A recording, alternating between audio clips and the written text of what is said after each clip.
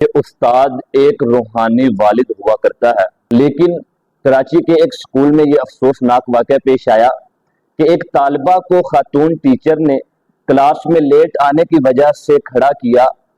تو وہ اپنے والدہ اور اپنے ماموں کے ساتھ سکول میں آتی ہے، ٹیچر کو زد و کوب کیا، اس کے نقاب کو اتار دیا اور مبینہ طور پہ اس کا بازو بھی توڑ دیا گیا۔ یہ کوئی پہلا واقعہ نہیں ہے، بطور استاد اور بطور طالب علم بھی مجھے اس واقعہ کا افسوس ہے۔ دیکھیں، میں تمام اساتذہ سے مخاطب ہوں کہ اس کا ایک آسان حل ہے۔ جب آپ کے پاس کوئی والدین اپنے بچے کو داخل کروانے کے لیے لے کے آئیں اور یہ کہیں کہ اس کو ہاتھ تک نہیں لگانا، اس کو ڈانٹنا نہیں ہے، مارنا نہیں ہے، تو آپ انہیں بڑے معذرت کے طور پہ کہہ دیں کہ بھئی اپنے بچے کو لے جائیں۔ دیکھیں، ایک بات یاد رکھیں، میں ادھر بری طرح سے بچوں پہ تشدد کی حمایت نہیں کر رہا، بری طرح بچوں پہ تشدد کسی صورت بھی قابل قبول نہیں ہے، لیکن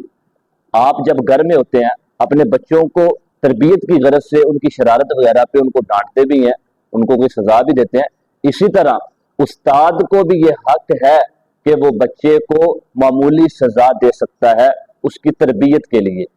آپ میں سے بہت لوگ ایسے بھی ہوں گے جو کہیں گے کہ بچوں کو پیار سے بھی پڑھایا جا سکتا ہے، ان سے میری گزارش ہے کہ کبھی آپ کلاس میں آ کے بچوں کو پڑھا کے دیکھ لیں۔